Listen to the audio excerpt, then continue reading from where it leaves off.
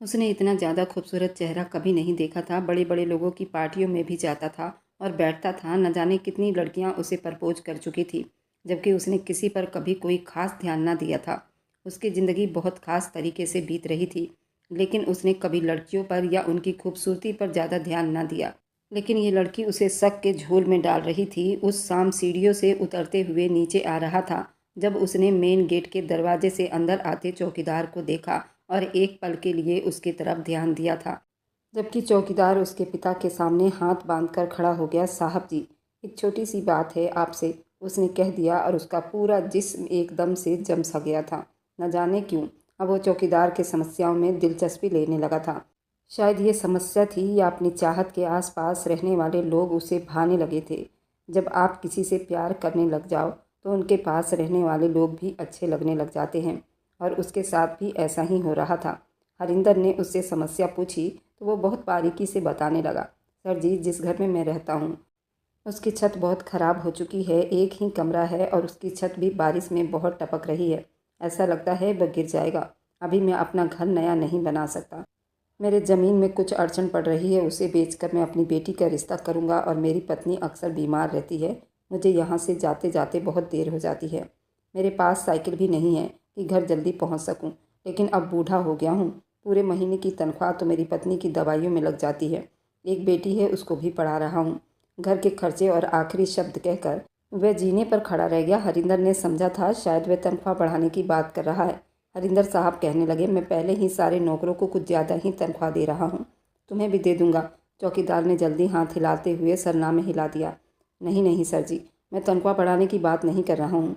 मैं चाहता हूँ कि अगर आप वह बात करते हुए बहुत ही ज़्यादा शर्म महसूस कर रहा था। वह बाहर से ये सब सुनते ही विवेक अपने बाप के बहुत पास चलाया था और धीरे से उसने चौकीदार के कंधे पर हाथ रखा। बताओ, आप डर क्यों रहे हो? क्या कोई परेशानी है? इससे पहले उसने आज तक किसी नौकर के इतने करीब नहीं आया था, ना ही किसी ने उसे देखा था।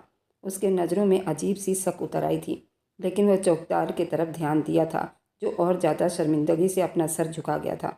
सर जी, मैं चाहता हूँ कि आपकी परमिशन से मैं अपनी फैमिली आपके सर्वेंट क्वार्टर में शिफ्ट कर दूँ, तो मेरी कई समस्याएं हल हो जाएगी। मैंने कल ही सुना है कि यहाँ के पुराने माली आपके दूसरे फार्म हाउस में जा रहे हैं और उनका कमरा खाली हो जाएगा, तो मैं वहाँ रह सकता हूँ। आप अगर परमिशन दे दे तो बहुत अच्छा होगा।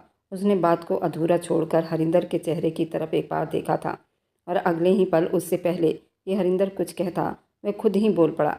अगर यहाँ से माली की फैमिली जा रही है तो फिर कोई समस्या ही नहीं है, आप यहाँ आ सकते हो।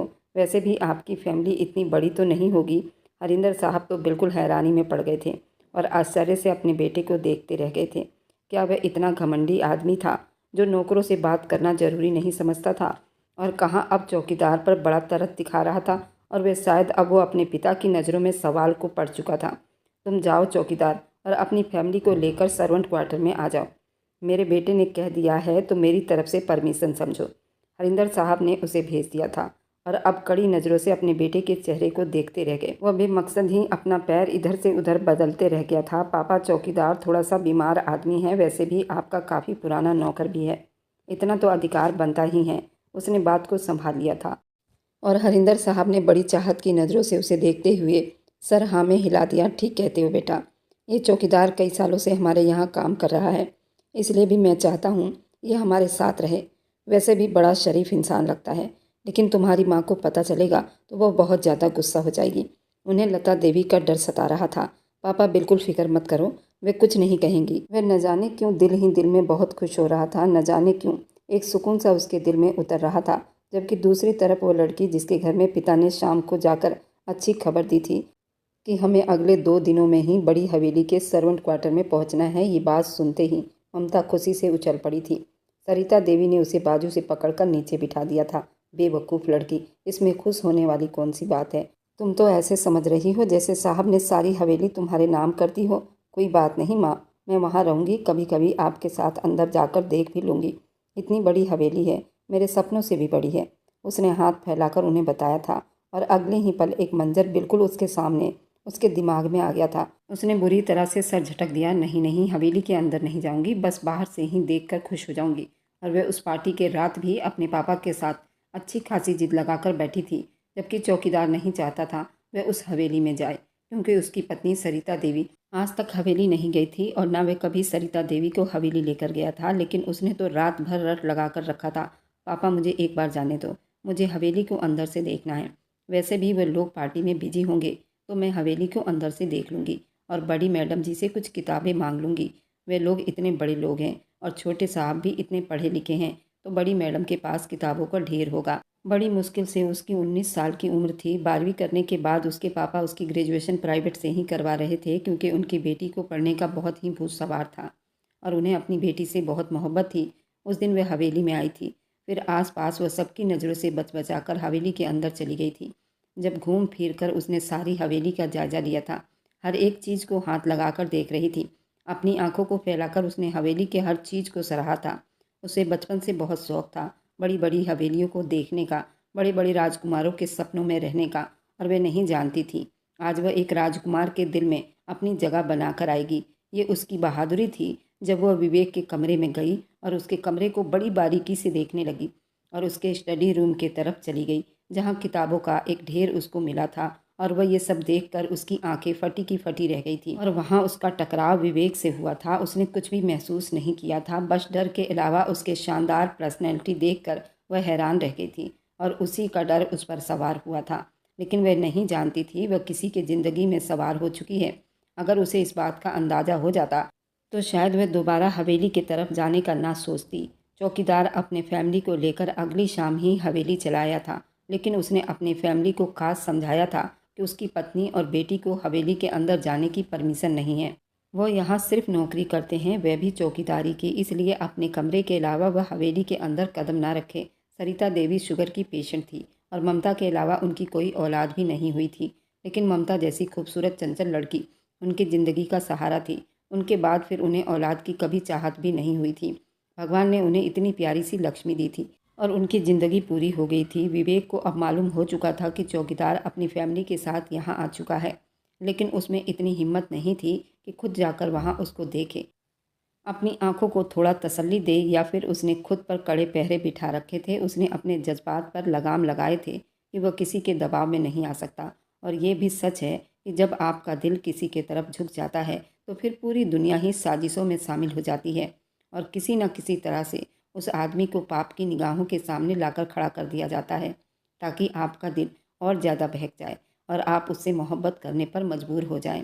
उस दिन भी वह अपने कमरे की बालकनी में खड़ा होकर आंगन का जायजा ले रहा था और गार्डनिंग का उसका बड़ा शौक था। उन्होंने उसके लिए माली भी रखा हुआ था, लेकिन माली के अचानक नौकरी छोड़कर चले जाने से उन्हें कुछ मायूसी हो गई थी। उसे लगता था कि शायद फूल मुरझा जाएंगे, इसीलिए वह अपने फूल पौधों की कटाई छटाई और उसके देखभाल में लगा रहता, क्योंकि हाल फिलहाल में उसको देखने के लिए कोई नहीं था और वह ये काम खुद ही करना चाहता था। लेकिन उस दिन वह कुछ पौधों को देख रहा था और उनकी कटिंग कर रहा था। तभी दूसरी तरफ उसको चौकीदार की बेटी नजर आ रही थी, जो कि बहुत ही खूबसूरत थी और उसे वो पहले भी देख चुका था। आज उसके दीदार ने उसे अजीब सुकून दिया था। उसने सिर्फ साधारण कपड़े पहन रखे थे, जिसमें उसकी खूबसूरती और चार चांद लगा रही थी। इधर विवेक ने कट स्लीव सैंडो और ट्राउजर पहन रखा था। उसमें उसकी शानदार पर्सनैलिटी बहुत ही खूबसूरत लग रहा था। वह पलटने लगा जब उसने एक झलक नीम के पेड़ के पास खड़ी लड़की पर डाली थी, जो अब अपने कपड़े झाड़ रही थी, जिन पर हल्के फुल्के सूखे पत्ते गिरे हुए थे। अपने कपड़ों को झाड़ते हुए वह हल्का सा झुकी हुई थी और बिखरे हुए काले बाल उसके एकदम खुले हुए थे, जैसे वह उसे एक अलग ही रूप दे रहे थे। वह बिल्कुल थम सा गया, उसकी धड़कनें बेकाबू सी हो गई, उसे देखता ही रह गया।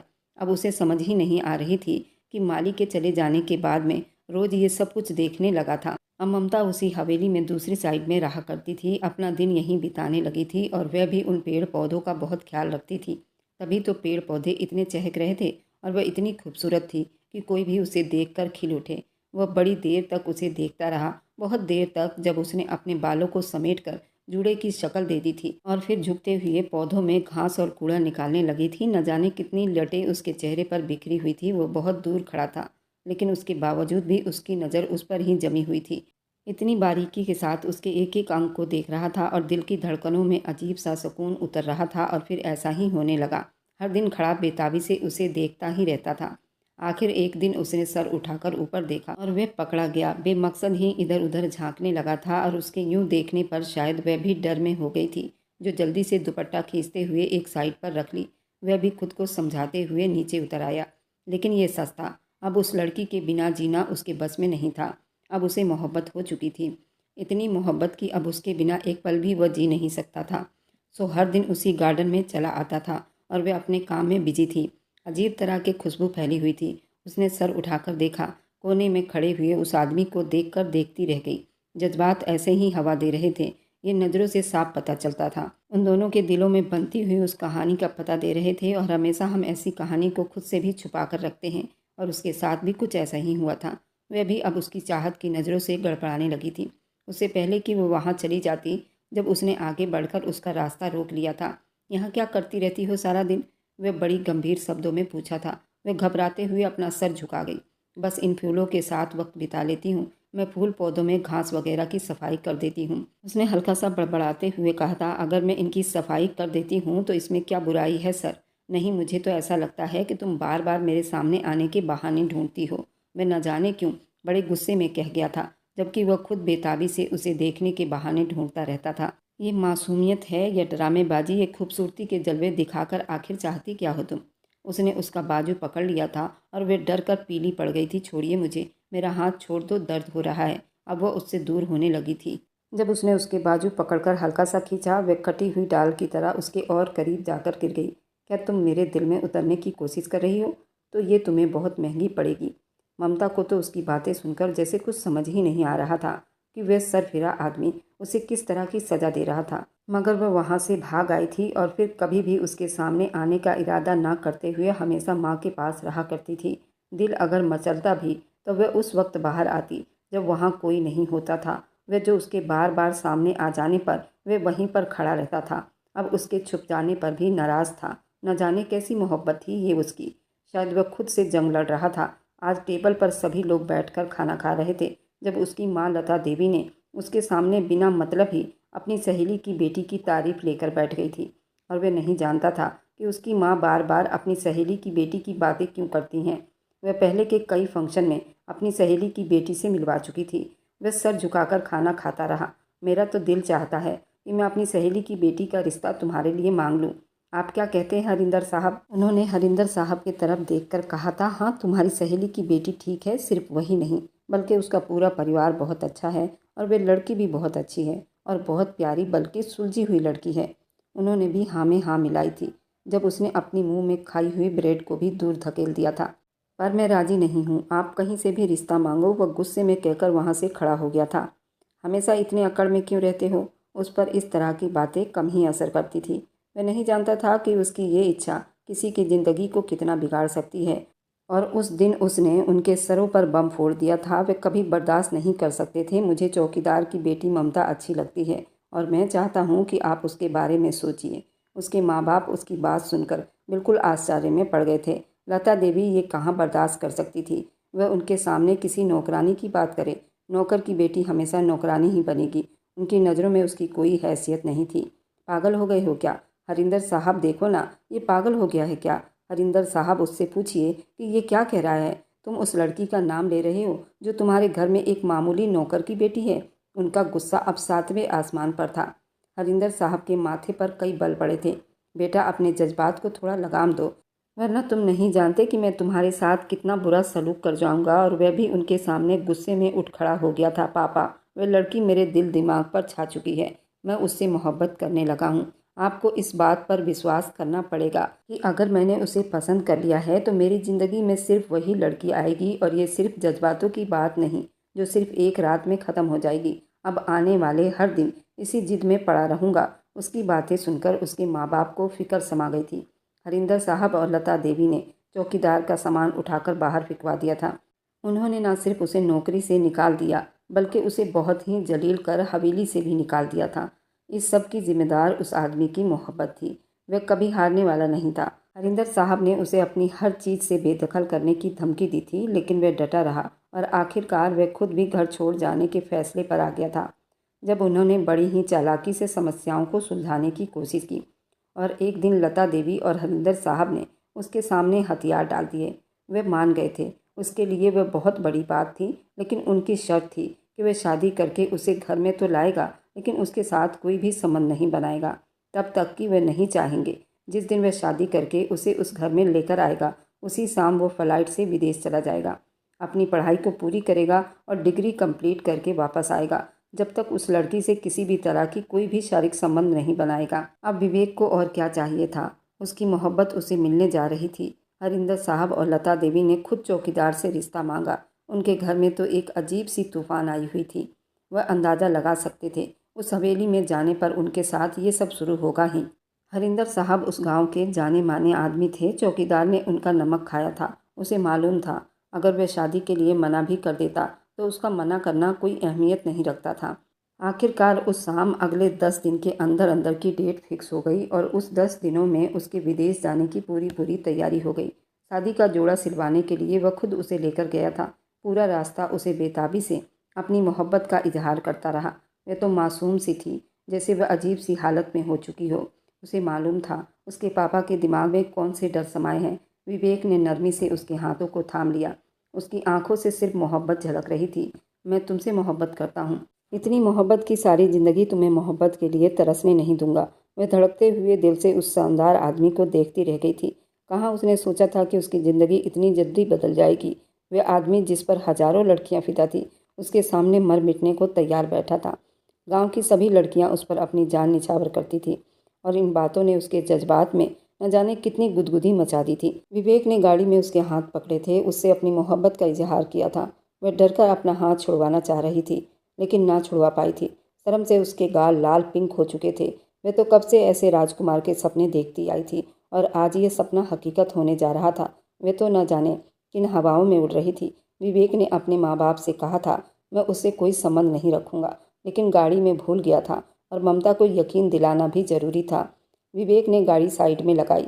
ममता, तुम्हें पता है कि मेरे माँ बाप ने मुझ पर शर्त रखा है कि मैं तुम्हारे करीब नहीं आऊँगा, लेकिन आज मैं साबित कर दूंगा और ये दिखाकर रहूँगा कि मैं तुमसे कितनी मोहब्बत करता हूँ। तुम्हें मोहब्बत का एहसास ज़रूर दिलाऊंगा ताकि तुम मुझे कभी भूल ही ना पाओ। सिर्फ तुम्हारे होठों पर मेरा ही नाम रहे। ये जुदाई थोड़ी लंबी हो सकती है, लेकिन मैं तुम्हें कभी नहीं भूल सकता। सब ममता के होठों के बिल्कुल करीब जाकर कह रहा था। ममता तो बिल्कुल बुत बने खड़ी थी। जब कुछ ना बोल सकी थी, उसने तुरंत गाड़ी की सीट पीछे करते ममता को नीचे लिटा चुका था। धीरे धीरे उसके होठों को चूमने लगा था। ममता तो शर्म से लाल हुई थी। उसकी मोहब्बत को पाकर एक अलग ही एहसास हो रहा था। विवेक तुरंत उसके सूट के बैक जिप को खोल चुका था। उसका सूट नीचे करते उसके ब्यूटी बॉल से खेल रहा था। ममता तो बिल्कुल बेकाबू हुई थी। वह बहुत जोर जोर से कांप रही थी। बार बार विवेक का हाथ हटाने की कोशिश करती। विवेक उसको कहता, ममता आंखें खोलो, ये आंखें बंद करने का टाइम नहीं है। मैं तुमसे पूरे 5 साल के लिए जुदा हो रहा हूँ। आज का दिन एक यादगार दिन बनाकर जाऊँगा जिसे तुम कभी भूल नहीं पाओगी। विवेक धीरे धीरे उसके बेली बटन पर आया था और उसके डोरियों को सरकाता हुआ उसको बिल्कुल अपने काबू में कर गया था। ममता की एक चीख तेज हुई थी, लेकिन ममता उसके मोहब्बत को पाकर बिल्कुल सुहागन हो गई थी। ममता भी तो यही चाहती थी। वे दोनों गाड़ी में एक दूसरे को सुकून पहुंचा रहे थे और उसके बाद वह शॉपिंग करके घर लौटे थे और आज ही उनकी शादी होनी थी और शादी के बाद वह उससे ना मिलता। इसलिए ममता को अपनी मोहब्बत के रंग में रंग देना चाहता था। ममता भी उसे पाकर पूरी सुहागन हो गई थी। उस दिन वे शादी का जोड़ा पहनकर वे किसी परी से कम नहीं लग रही थी और उसी दिन उसे चौकीदार की बेटी से विवेक की पत्नी बना दिया गया था। विवेक की खुशी 4 गुना ज्यादा हो गई थी। वह अपनी मोहब्बत को देखकर सारा गुस्सा बिल्कुल झाग की तरह बैठ गया था, चाहे कोई राजी था या नहीं। लेकिन विवेक बेहद खुश था। वह उसकी विदाई करवाकर अपने घर ले आया था, लेकिन मुलाकात की परमिशन बहुत लंबी दे दी गई थी। उसे अपनी शर्त पर पूरा उतरना था। वह अपने कमरे में आया। वह उसके इंतजार में बैठी थी, पर इन आंखों को तो उसने और ज़्यादा इंतजार करवाना था। उसने नरमी से उसे खुद में समेट लिया। उसके होठों पर बेकरारी से झुकते हुए उसने उसे विश्वास दिलवाया था कि वह बहुत जल्द लौट आएगा। वह गुमसुम सी उसकी आंखों में बस देखती रह गई थी। ये इंतज़ार कुछ वक्त का इंतज़ार नहीं था। ये इंतज़ार बहुत लंबा होने वाला था। वह विदेश जा चुका था और 5 सालों में ऐसा कोई दिन नहीं था उस पर जुल्म नहीं किया गया था। इस घर में ममता के घर वालों को ममता से मिलने की परमिशन नहीं दी गई थी। सिर्फ वह एक नौकरानी बनकर रह गई थी। हर शाम सुलगती हुई बातें, हर दिन की शुरुआत, जबकि दूसरी तरफ वह हमेशा उसकी याद में पड़ा रहा। उसे हमेशा यही बताया गया कि वह खुश है, आराम से है। अपनी डिग्री कंप्लीट करने के साथ साथ वह विदेश में अपनी कंपनी भी खड़ा कर चुका था। उसके माँ बाप को अलग से खर्च भेजता था। वह नहीं चाहता था कि वह उसके ज़िंदगी में रहते हुए उसे किसी भी चीज़ की कमी हो और आज उसने जिस हालत में उसे देखा था उसके पास पछताने के अलावा कुछ नहीं था। उस दिन उसे अपने साथ अपने माँ बाप के घर ले गया था। उसके माँ बाप उसे मिलने के लिए बेताब थे और वे 5 साल के बाद उनसे मिल रही थी। उसने रोते हुए उस लड़की को अपनी आंखों से देखा था। काश उसे अपनी ज़िंदगी में ना ही लाता तो अच्छा रहता। उसे इतना सब कुछ नहीं सहना पड़ता। हरिंदर साहब और लता देवी बिल्कुल चुप थे, जबकि वह भी पूरा चुप था, लेकिन वे नहीं जानते थे ये तूफान से पहले की चुप्पी है। उसने अपनी ज़िंदगी के बारे में बहुत अच्छा फैसला किया था। अब वो बिल्कुल भी अपनी मोहब्बत को उनके जुल्म के लिए नहीं छोड़ने वाला था। वह मोहब्बत जो उनके लिए सिर्फ एक नौकर का दर्जा रखती थी, उस शाम वो बड़ी बेताबी से उसके सीने से जा लगी और उसने अपनी मोहब्बत से उसे समेटा था। मुझे माफ़ कर दो, मैं नहीं जानता था कि मैं अपनों के साजिश का शिकार हो गया हूँ। उसकी आंखें बड़ी बड़ी थी, लेकिन आंखों में आंसू देखकर उसका दिल दुख गया था। वह बस उसे निहारता रहा, उसे शर्मिंदगी नज़रों से बस देखता रह गया।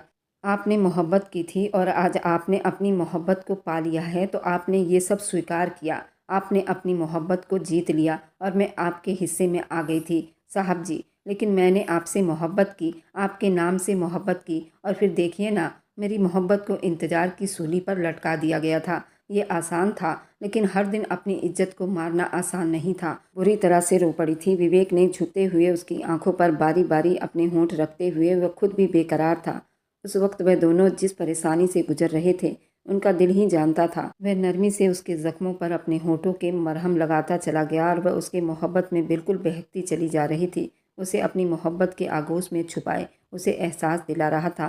वह एक पल के लिए भी उसकी मोहब्बत से दूर नहीं जाता था। उसने उसे यहाँ छोड़कर बहुत बड़ी गलती की थी और अपनी गलती की भरपाई करने के लिए तैयार बैठा था। अब वापस आ चुका था। अब हर गुजरते दिन के साथ वह सिर्फ मोहब्बत के नाम पर जीता था। विवेक की बढ़ती हुई मोहब्बत पर उसकी पलकें कांपने लगी थी, चेहरे पर गुलाल छाने लगा था। उसने सख्ती से उसके शर्ट दबोच लिए थे। उसे देखने लगी, जबकि विवेक ने नरमी से उसके होठों को अपनी होठों की लपेट में लिया। वह उसके होठों पर अपनी मोहब्बत का निछावर कर रहा था। उसकी मोहब्बत में वह पागल हुए जा रही थी। उसे कमर से थाम कर अपनी मोहब्बत से उसे करीब करते उस रात अपनी मोहब्बत से पैमाल कर दिया था। विवेक ने उसे खुद में समेट लिया था। उस रात वह पूरी हो गई थी। वह करीब 10 दिनों तक उस हवेली में रहा और 10 दिनों के बाद लता देवी ने हर मुमकिन कोशिश की थी। कोई भी पल हाथ से जाने ना दिया, लेकिन वह चाहता था कि अब उसके साथ कोई भी कोताही ना करे, हमेशा उसके साथ खड़ा रहे, उसका रखवाला बनकर। अब वह चाहता था कि मेरी पत्नी खुद अपने लिए आवाज़ उठाए। उस दिन भी वह किचन में अपने और विवेक के लिए चाय बना रही थी, जब लता देवी किचन में दाखिल हुई और उसे बाजू से खींचते हुए अपने सामने खड़ा कर दिया और उस पर चिल्ला पड़ी, समझ क्या रखा है तुमने खुद को? यहाँ की मालकिन बन बैठी हो। तुम्हें मेरे बेटे की मोहब्बत नसीब हो गई है। तुम आए दिन इस घर में अपनी सल्तनत कायम करने के सपने देख रही हो।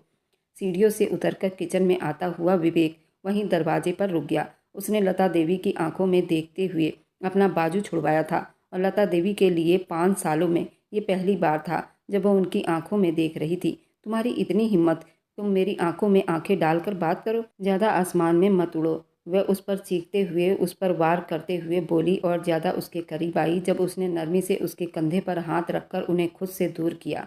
आप गलतफहमी का शिकार हैं। ये घर जितना आपका है उतना ही मेरा है, क्योंकि ये मेरे पति का घर है। ये पहली बार था जब उसने किसी चीज़ पर अपना अधिकार जमाया था। जब औरत के साथ उसका मर्द खड़ा हो जाता है तो वह किसी भी बहादुर मर्द से ज़्यादा बहादुर हो जाती है और उसके साथ वह खड़ा आदमी उस पर जान लुटाता था। ज़रूरी नहीं कि मर्द को खुद ही मैदान में उतरना पड़े। अगर वह अधिकार के साथ खड़ा हो जाए तो अपने घर में उठने वाली हर तूफान को समेट सकता है। लता देवी ने थप्पड़ लगाने के लिए अपना हाथ हवा में तेज किया था। उसने वहीं पर सख्ती से उनके हाथों को थाम लिया था। अगली बार मुझ पर हाथ उठाने से पहले 100 बार सोचना। आप मेरे लिए मेरी माँ समान हैं। आपकी इज्जत करना मेरा कर्तव्य है, क्योंकि आप मेरे पति परमेश्वर की माँ हैं। लेकिन अगर मेरी इज्जत आप नहीं कर पाई तो ये भूल जाऊंगी, क्योंकि जितनी अपनी बेइज्जती करवानी थी करवा ली, और अब नहीं। लता देवी वहीं बिल्कुल सुन खड़ी रह गई थी। उनके कदमों तले से जमीन खिसक गई थी। वे लड़की कैसे उनके सामने अपना जुबान चला रही थी। तुम जानती भी नहीं हो कि विवेक से तुम्हें कितना जलील करवा दूंगी। वह धमकी देते हुए पलटी थी जब दरवाजे पर खड़ा उसे देखकर दहकती रह गई थी। तुम अपनी पत्नी की बातें देख रहे हो। 5 साल में जिस तरह उसके साथ बिताए हैं सिर्फ मैं ही जानती हूँ। उनका सब बहुत तीखा था। वे और तेज आवाज़ में बोली। हरिंदर साहब भी कमरे से बाहर निकल आए। जानता हूँ उन 5 सालों में क्या कुछ होता रहा, सब अच्छी तरह से जानता हूँ, और फ़र्क सिर्फ इतना है कि मैंने बहुत देर से जाना। हरिंदर साहब अपने बेटे के चेहरे को देखते ही रह गए। इसलिए मैंने फैसला किया है कि मैं अपनी पत्नी को अपने साथ लेकर जा रहा हूँ, क्योंकि उसका रिश्ता मेरे साथ है और ये मेरे साथ ही रहेगी। और ये उन दोनों के लिए एक बहुत बड़ा झटका था। तुम कहाँ जाने का इरादा कर रहे हो? हरिंदर साहब ने हैरानी से पूछा। वापस विदेश जा रहा हूँ, वहीं रहूँगा जब तक मेरी पत्नी को और मुझे तसल्ली नहीं हो जाता अपने रिश्ते की। उसने आप लोगों की बहुत बुराई बर्दाश्त कर ली। अब मुझ में इतनी हिम्मत नहीं कि यहाँ रहकर किसी भी तरह की बुराई देखूं। मैंने शादी की है और मेरी वजह से आप लोगों को कोई तकलीफ नहीं होनी चाहिए। बहुत अच्छा बेटा, लगता है इसने रात भर तुम्हारे कान भरे हैं। लता देवी एक बार फिर से उसके तरफ बढ़ने लगी थी जब उसने नरमी से अपनी माँ को थाम लिया। आप गलत सोच रहे हैं। ये मेरा अपना फैसला है और शायद ये फैसला मुझे बहुत पहले ही कर लेना चाहिए था। आपके लिए ये लड़की हवेली में काम करती रही, एक नौकरानी की बेटी हो सकती है, लेकिन मेरे लिए ये लड़की मेरी मोहब्बत है। जबकि आपके लिए भी या आपके बेटे की मोहब्बत है, उसकी पत्नी है। लेकिन मुझे अफसोस है, आप अपने दिल को कभी नहीं बदल पाएंगे। उसका हाथ थामकर उसे अपने कमरे में ले गया और वे बस एक दूसरे को देखते रह गए। वह उसके दिल का फैसला था और ये इस वक्त सबसे ज़रूरी फैसला था। उसे लेकर अपने साथ चला आया जहाँ उन्होंने एक नई ज़िंदगी की शुरुआत की थी। एक ऐसी ज़िंदगी की शुरुआत जहाँ पर परेशानी नहीं थी, जहाँ हर दिन उसके मोहब्बत से गुजरने वाला था। हर शाम उस पर अपना मोहब्बत लुटाता था, क्योंकि एक बहुत ही लंबा दिन उसने उसको जुदाई में बिताया था। ये सब कुछ डिजर्व करती थी। आप लोग भी अपने रिश्ते पर ध्यान दें, उन्हें जीते जी अपनी अहमियत का एहसास दिलाएं, उनकी अहमियत को महत्व दें, क्योंकि मरने के बाद अगर आप किसी को अहमियत देते हैं तो वह सिर्फ उसकी आत्मा को शांति करेगा, वह वापस लौटकर दुनिया में नहीं आएगा। तो जीते जी अपने प्यारों से मोहब्बत करो। और मेरी वीडियो जहाँ से भी आप लोग देखते हैं, कमेंट में अपने शहर और राज्य का नाम ज़रूर बताएं।